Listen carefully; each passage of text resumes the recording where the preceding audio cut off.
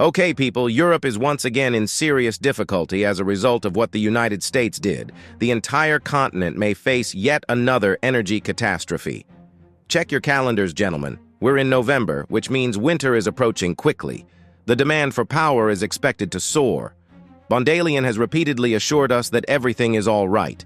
Europe's gas stockpile is full, and all member nations are ready for winter. And there will be no energy shortage, but is that really true? Unlike the past 2 years, Europe's winter will be frigid.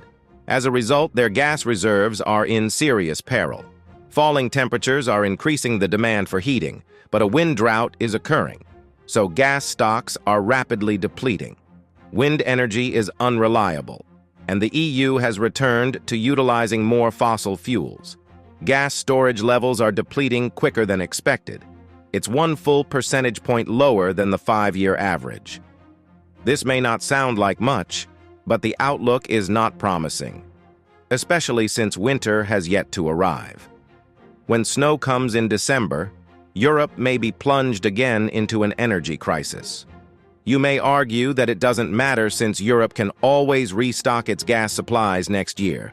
However, there is no assurance that prices will remain steady. It's a tremendous bet that might push the EU deeper into debt and damage their businesses. Germany, for example, has decreased its electricity subsidies. So, if prices rise, their industries would bear the cost. And, given the status of German industry, this is a very bad idea. The scenario is really grim. Gas costs are at an all-time high this summer. The EU will pay more than €4 per megawatt hour to replenish its stocks. The flow of Russian gas is unreliable due to Western sanctions. LNG from the United States is also experiencing delays. As a result, governments will have to pay more for gasoline next summer. Someone needs to pay the bill at the end of the day. Europe cannot increase taxes anymore without destroying the consumer. And you want the corporations to pay? That will be unimaginable. As a result, this will have to be funded through debt. However, the situation will worsen. As previously said, Europe's luck in this winter is soon to run out, and it is due to U.S. sanctions, and you cannot make this stuff up. The United States government has formally sanctioned Gazprombank. The goal is to reduce Russian gas earnings and diminish Putin's military reserve. But don't get it twisted. The European Union will be the final victim of this economic retribution. These sanctions threaten to disrupt key gas shipments that Europe still relies on. Some may be surprised to learn that the EU continues to purchase a significant amount of Russian gas. The bloc also aggressively buys tons of Russian LNG on the market, and the numbers remain quite large. In the third quarter of this year, the EU purchased more than 13 billion cubic meters of Russian gas. That is even greater volume than US LNG. Most significantly, it provides inexpensive energy. Now that the US has sanctioned Gazprombank, the EU will struggle to pay for Russian gas. There will be supply that needs to come from somewhere else, which will raise expenses. Remember Europe's deal with Russia. Putin insisted that the EU pay for gas in rubles, and this payment must go through Gazprombank. Now that the Americans have sanctioned the bank, how will Europe purchase Russian gas? And will they redirect money through China? Will they supply actual gold for it? So you can see how insane this scenario has gotten. Hungary is clearly annoyed by this. Orban continues to acquire a lot of pipe gas from Russia. The foreign minister describes this decision as an attack on the country's sovereignty. It's a complete disaster, but the EU must oblige. Let us learn how US sanctions function. By penalizing Gazprombank, Washington has disconnected it from the SWIFT network. As a result, the global community is unable to conduct business with the bank.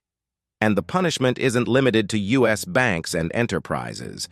It applies to the entire planet. Any financial institution that does business with Gazprombank might face sanctions from the US government. So, if a German or French bank chose to make payments with Gazprombank, they may also be barred from using the SWIFT system. That represents the long arm of US sanctions. It applies to the whole G7 and the world at large. And given the status of Europe today, They have no option but to comply. And this is a masterstroke by the United States. It's a brilliant move. I got to applaud for them. By prohibiting international transactions with Gazprom, the United States forces Europe to source its gas supply elsewhere, and it's likely to come from U.S. firms. Let's not forget who will return to office in 2025. Trump supports fossil fuels. He wants to unleash American vitality. This includes increasing the production of oil and gas. What do you need if you intend to create additional gas? You want high-paying consumers. You wish to sell the same commodity for a greater price. There is no better customer than the EU. It is critical that we recognize that energy is increasingly being used for diplomatic purposes. The United States wants to sell more gasoline, and trade tariffs are their final negotiating point. Europe should sell more to the U.S. market. 2 weeks ago, von der Leyen indicated that the EU is considering switching suppliers to replace Russian supplies with U.S. LNG. With the penalties against Gazprombank, the case for American gas becomes even more compelling. So the EU is considering purchasing U.S. LNG in order to dodge Trump's tariffs. But think about it. How is it really a benefit? Even if it succeeds, it may still be a net negative. We know Trump intends to impose a 10% tax on global exports. Even if the EU avoids this, U.S. LNG is far more expensive than Russian supplies. This, in turn, raises production costs, making it highly unproductive when viewed sensibly. Purchasing U.S. LNG increases your dependence on a single supplier. Plus, it might not even be good for your industries. Furthermore, it may be detrimental to your respective industries. Since March of this year, EU gas prices have rebounded dramatically. It has increased from a low of 23 euros to approximately 50. So we're looking at more than a 100% rise. This reflects the current supply condition. The petrol pump prohibition further worsens the problem. Europe's energy supply is currently in crisis mode. This benefits the U.S. economy. Is this all coordinated? I have no idea. However, if I were in the United States, this would be a divine blessing. The penalties on the gasoline pump ban demonstrate how much influence the U.S. still has. The commodity markets remain tightly tied to the Western banking system. But now, let's speak about the other benefactor. If Russian gas is sanctioned, Putin will surely have to sell it to a new buyer. Russian LNG will flood other markets, driving prices lower. And this is how ludicrous the situation is. 68% of Russian LNG is exported to Europe, totaling more than 17 million metric tons in 2023. Only 27% go to Asian nations such as Japan. Now that Europe cannot pay for Russian LNG, additional supplies will flood Asia, driving prices down. This is wonderful for Asian economies, but bad for Europe. However, China stands to benefit the most. They will have even reduced production costs. EV and chip fabrication will become much more inexpensive. The Russia-China gas pipeline has recently been finished 7 months ahead of schedule. Gas from Russia will power Shanghai before the end of the year. It's a 5,000-kilometer gas route that runs through China's northern frontiers.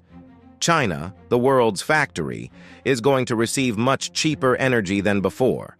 The penalties will just push down prices for them, decreasing input costs. This is terrible news for Europe, which wants to impose tariffs on China. They are now compelled to develop more expensive items as costs in China continue to fall. Best-case scenario: EU consumers pay more for employees. Worst-case scenario: Europe loses all of its worldwide clients to China. How is this advantageous for EU industries? Consider an alternate scenario. It's crazy, but things are truly nuts. This might happen. Russia currently supplies 15% of Europe's gas. If the bulk is transferred to China, Beijing will have a large amount of extra gas. So Chinese suppliers may easily reroute flows to Europe and charge a higher price. Russia sells her cargo to China for $100. Chinese corporations may mark up their excess supply to Europe by $130 or $150. This is essentially what India does with its Russian oil purchases. Desperate times call for desperate measures, and to be honest, the EU is out of alternatives, and it may be time to restart all of those nuclear reactors. It is quite improbable that Trump would lift the sanctions against Gazprom. The prohibition benefits U.S. energy businesses, and Trump has long opposed the concept of Europe purchasing Russian LNG. It's evident that Trump despises Russian gas. He wants Europe to purchase American LNG. Germany will become totally dependent on Russian energy if it does not immediately change course. Here in the Western Hemisphere, we are committed to maintaining our independence from the encroachment of expansionist foreign powers. It has been the formal policy of our country since President Monroe. Do not expect him to overturn the penalties. It will most likely be indefinite until we reach some type of peace accord. So the EU's ability to pay for Russian gas will become increasingly difficult, if not impossible. What's more intriguing is how countries can now identify the true issue, which is the risk of reliance on a single financial system, which will stimulate the development of alternative payment rails. More and more nations will seek alternatives. Perhaps China will develop one. Perhaps BRICS will create their own. However, the United States' decision is not wise. On the surface, it appears to be strategic, but it will ultimately backfire. Weaponizing the financial system is just not a smart idea. But tell me what you think. Will Europe ever pay for Russian gas again? And who eventually benefits from this? Please let me know in the comments below. Stay safe. Be sure to like and subscribe as we navigate these tumultuous times.